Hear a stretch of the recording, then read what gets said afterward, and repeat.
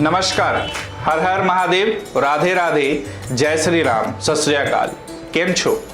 मैं आशा करता हूँ आप सब ठीक होंगे, स्वस्थ होंगे, पॉजिटिव होंगे और दूसरों को भी पॉजिटिव कर रहे होंगे, साथ में अपनों का ख्याल रख रहे होंगे।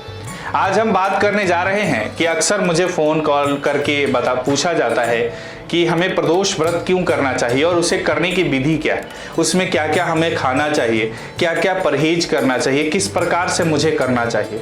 तो अगली बार से आपको एकादशी व्रत के वीडियो के साथ साथ प्रदोष व्रत का वीडियो भी आपको एक दिन के अंतराल में मिलता रहेगा। यानी महीने के 2 प्रदोष व्रत होते हैं, जैसे कि 2 एकादशी होती है उसी तरह से 2 प्रदोष व्रत होता है। तो वो सारी चीज़ें इस वीडियो में मैं विस्तार पूर्वक आपको बताने जा रहा हूँ। ध्यान से सुने, देखें और वीडियो को कमेंट, लाइक, शेयर जरूर करें। भगवान शिव को प्रसन्न करने के लिए किए जाने वाले समस्त व्रतों में से प्रदोष व्रत अपेक्षाकृत जल्दी शुभ फल प्रदान करने वाला कहा गया है।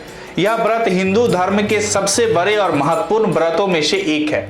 हिंदू कैलेंडर के अनुसार प्रत्येक माह में 2 बार द्वादशी या त्रयोदशी तिथि में आता है। शास्त्रों में इस व्रत की महिमा बताते हुए कहा गया है कि मृत्यु तुल्य कष्ट भोग रहा व्यक्ति भी यदि प्रदोष व्रत करे तो भगवान शिव उसे अभय दान देते हैं। वर्ष भर के प्रदोष व्रत करने का संकल्प लेने वाले व्यक्ति को सोम प्रदोष व्रत से ही अपने व्रत का आरंभ करना चाहिए। प्रदोष व्रत सप्ताह के किसी भी दिन आ सकता है, लेकिन सोम को आने वाले प्रदोष व्रत की महिमा अलग ही कहा जाता है कि इसी दिन भगवान शिव ने अपने मस्तक पर चंद्र धारण किया था। तो आइए जानते हैं अलग अलग दिन आने वाले प्रदोष व्रत का क्या महत्व है। यह महत्व रविवार को आने वाले प्रदोष व्रत करने से आयु में वृद्धि होती है। अच्छा स्वास्थ्य और मानसिक लाभ प्राप्त करने के लिए रवि प्रदोष करना चाहिए। सोमवार के दिन आने वाले प्रदोष व्रत को करने से आरोग्य प्राप्त होता है।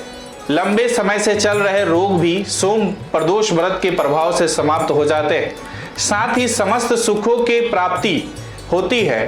मंगलवार के प्रदोष व्रत आए तो उसे करने से मृत्यु तुल्य कष्ट भी भोग रहा व्यक्ति शीघ्र ही स्वस्थ हो जाता है। इस दिन व्रत करने से शीघ्र कर्ज मुक्ति हो जाता है, आर्थिक कष्टों से छुटकारा मिल जाता है। बुधवार के दिन आने वाला प्रदोष व्रत करने से बुद्धि और ज्ञान की प्राप्ति होती है, आर्थिक संकटों से छुटकारा मिलता है। गुरुवार के दिन प्रदोष व्रत आए तो इसे करने वाले को शत्रुओं से मुक्ति मिलती, परिवार और समाज में मान सम्मान प्रतिष्ठा प्राप्त होती। शुक्रवार के दिन आने वाला प्रदोष व्रत सुख सौभाग्य में वृद्धि करता है। इस व्रत को पति पत्नी मिलकर करे तो दाम्पत्य जीवन खुशहाल होता है। जिन दंपतियों को संतान प्राप्ति की कामना हो वे शनिवार को आने वाले प्रदोष व्रत का व्रत करें, इससे शीघ्र उत्तम संतान की प्राप्ति होती है। यह है प्रदोष व्रत के पीछे की कहानी कि प्रदोष व्रत के संबंध में पौराणिक कथाओं के अनुसार चंद्र का विवाह दक्ष प्रजापति की 27 कन्याओं के साथ विवाह हुआ था। ये 27 कन्याएं आकाश मंडल के 27 नक्षत्र हैं। इसमें रोहिणी सबसे खूबसूरत थी, इसीलिए चंद्र भी उससे अधिक स्नेह रखते थे। चंद्र का रोहिणी के प्रति प्रेम देखकर शेष कन्याएं दुखी होती थी और उन्होंने अपने पिता दक्ष से सारी बात कह डाली। दक्ष स्वभाव से क्रोधी थे। उन्होंने अपनी अन्य कन्याओं के साथ हो रहे भेदभाव के कारण क्रोध में आकर चंद्र को श्राप दिया कि तुम क्षय रोग से ग्रस्त हो जाओगे। चंद्र और रोहिणी की पूजा श्राप के प्रभाव से धीरे धीरे चंद्र क्षय रोग से ग्रसित होने लगे और उनकी कलाएं छिन्न होने लगी। तब नारद ने उन्हें भगवान शिव की आराधना करने को कहा। इसके बाद चंद्र और रोहिणी ने भगवान शिव की आराधना करना आरंभ किया। चंद्र और रोहिणी की पूजा करने से प्रसन्न होकर शिव के प्रदोष काल में चंद्र को पुनर्जीवन का वरदान देकर उसे अपने मस्तक पर धारण कर लिया। चंद्र मृत्यु के निकट होते हुए भी मृत्यु को प्राप्त नहीं हुए। पुनः धीरे धीरे चंद्र स्वस्थ होने लगे और पूर्णमासी पर पूर्ण चंद्र के रूप में प्रकट हुए। यह दिन सोम प्रदोष का दिन था। अब इसके पीछे कथा क्या है, प्रदोष व्रत की कथा के बारे में आपको विस्तार पूर्वक बताने जा रहा हूं। प्राचीन काल में एक गरीब पुजारी हुआ करता था। उस पुजारी की मृत्यु के बाद उसकी विधवा पत्नी अपने भरण पोषण के लिए पुत्र को साथ लेकर भीख मांगती हुई शाम तक घर वापस आती थी। एक दिन उसकी मुलाकात विदर्भ देश के राजकुमार से हुई, जो कि अपने पिता की मृत्यु के बाद दर दर भटकने लगा था। उसकी यह हालत पुजारी की पत्नी से देखी नहीं गई। वह उस राजकुमार को अपने साथ अपने घर ले आई और पुत्र जैसा रखने लगी। एक दिन पुजारी की पत्नी अपने साथ दोनों पुत्रों को सांडिल्य ऋषि के आश्रम ले गई। वहां अब उसने ऋषि से शिव जी के प्रदोष व्रत की कथा एवं विधि सुनी तथा घर जाकर अब वह भी प्रदोष व्रत करने लगी। एक बार दोनों बालक वन में घूम रहे थे। उनमें से पुजारी का बेटा तो घर लौट आया, परंतु राजकुमार वन में ही रह गया। उस राजकुमार ने गंधर्व कन्याओं को क्रीड़ा करते हुए देखा तो उनसे बात करने लगा। उस कन्या का नाम अंशुमति था। उस दिन वह राजकुमार घर देरी से लौटा। राजकुमार दूसरे दिन फिर से उसी जगह पहुंचा जहां अंशुमति अपने माता पिता से बात कर रही थी। तभी अंशुमति के माता पिता ने उस राजकुमार को पहचान लिया तथा उससे कहा कि आप तो विदर्भ नगर के राजकुमार हो ना, आपका नाम धर्मगुप्त है। अंशुमति के माता पिता को वह राजकुमार पसंद आया और उन्होंने कहा कि शिव जी की कृपा से हम अपनी पुत्री का विवाह आपसे करना चाहते हैं। क्या आप इस विवाह के लिए तैयार हैं? राजकुमार ने अपनी स्वीकृति दे दी तो उन दोनों का विवाह संपन्न हुआ। बाद में राजकुमार ने गंधर्व की विशाल सेना के साथ विदर्भ पर हमला किया और घमासान युद्ध कर विजय प्राप्त की तथा पत्नी के साथ राज्य करने लगा।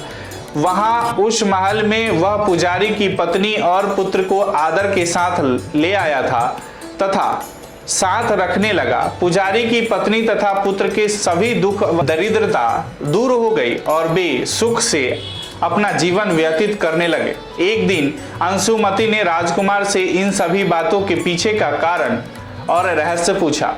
तब राजकुमार ने अंशुमति को अपने जीवन की पूरी बात बताई और साथ ही प्रदोष व्रत का महत्व और व्रत से प्राप्त फल से भी अवगत कराए। उसी दिन से प्रदोष व्रत की प्रतिष्ठा व महत्व बढ़ गया तथा मान्यता अनुसार लोग यह व्रत करने लगे। कई जगहों पर अपनी श्रद्धा के अनुसार स्त्री पुरुष दोनों ही यह व्रत करते हैं। इस व्रत को करने से मनुष्य को सभी कष्ट और पाप से छुटकारा मिलता है एवं मनुष्य को अभीष्ट की प्राप्ति होती है। प्रदोष व्रत करने की विधि क्या है? प्रदोष व्रत के दिन सुबह जल्दी उठ जाए, नित्य कर्मों से निर्वित होकर भगवान श्री भोलेनाथ का स्मरण करे और व्रत करने का संकल्प ले। इस व्रत में आहार नहीं लिया जाता। पूरे दिन उपवास रखकर सूर्यास्त से 1 घंटा पहले स्नान आदि कर साफ वस्त्र धारण कर ले, क्योंकि प्रदोष व्रत में शाम के समय पूजा की जाती है। पूजन स्थल को गंगा जल या स्वच्छ जल से शुद्ध कर ले। गाय के गोबर से लीप कर मंडप तैयार किया जाता है। अब इस मंडप में रंगोली बनाई जाती है। प्रदोष व्रत की आराधना करने के लिए कुशा के आसन का प्रयोग करें। उत्तर पूर्व दिशा की ओर मुख करके भगवान शंकर का पूजन करें। पूजन में भगवान शिव के मंत्र ओम नमः शिवाय का जाप करते रहे। अंत में प्रदोष व्रत कथा सुनकर शिव जी की आरती उतारे। इस व्रत को 11 या 26 त्रयोदशी तक रखा जाता है और फिर इसका विधि विधान से उद्यापन करना होता है। प्रदोष व्रत के नियम: पूरे दिन रखे जाने वाले इस व्रत को सुबह नित्य कर्म के बाद स्नान करके व्रत का संकल्प लीजिए। सात्विक विचार रखिए। भगवान शिव को गंगा जल, पुष्प, अक्षत, धतूरा, चंदन, गाय का दूध, भांग और फल, धूप आदि अर्पित करें। इसके बाद ओम नमः शिवाय मंत्र का जाप करें। संभव हो तो शिव चालीसा का भी पाठ करें। पूजन के पश्चात घी से दिए भगवान शिव की आरती करें और पूजा का प्रसाद सभी को वितरित कीजिए। प्रदोष व्रत शुरू करने के उत्तम समय बैसाख का महीना होता है। इस माह को भगवान विष्णु का प्रिय महीना माना जाता है। हिंदू मान्यताओं के अनुसार बैसाख मास की पहली त्रयोदशी से पहला प्रदोष व्रत शुरू कीजिए। सात्विक रूप से बने फलाहार को प्रदोष में क्या खाया जाता है? अनेक स्वादिष्ट फलाहारी व्यंजन जैसे मावा बर्फी, आलू का हलवा, मेवा पाक, समा चावल खीर, नारियल की बर्फी, आलू का पापड़, भुना हुआ नमकीन काजू, केले के चिप्स, अरबी की सूखी सब्जी, लौकी की तरी वाली सब्जी, सिंघाड़े के आटा का पराठा। आप ध्यान रखिए कि प्रदोष व्रत में सेंधा नमक ही खा सकते हैं। प्रदोष व्रत में क्या खाना चाहिए, क्या नहीं खाना चाहिए। प्रदोष काल में उपवास में सिर्फ हरे मूंग का सेवन करना चाहिए, क्योंकि हरा मूंग पृथ्वी तत्व है और मंदाग्नि को शांत रखता है। प्रदोष व्रत में लाल मिर्च, अन्न, चावल और सादा नमक नहीं खाना चाहिए। हालांकि आप पूर्ण उपवास या फलाहार भी कर सकते हैं।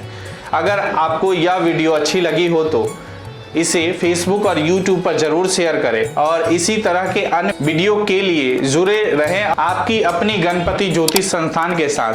आपका इस वीडियो के बारे में क्या ख्याल है, हमें कमेंट बॉक्स में जरूर बताएं। राधे राधे, नमस्कार।